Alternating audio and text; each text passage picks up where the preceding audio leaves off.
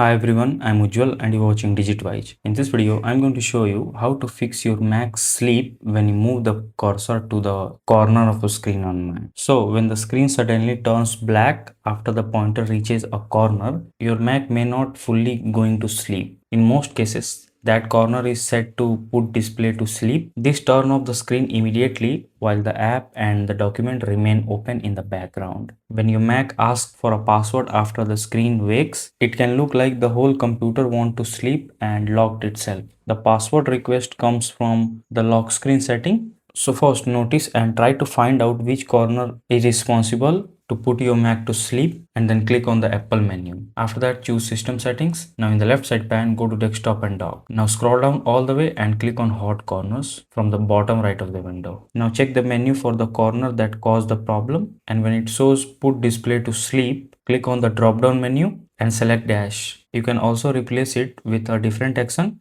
and finally click on done, and that's it. So if this video helps you in any way, then do like it and subscribe to the channel. Thanks for watching.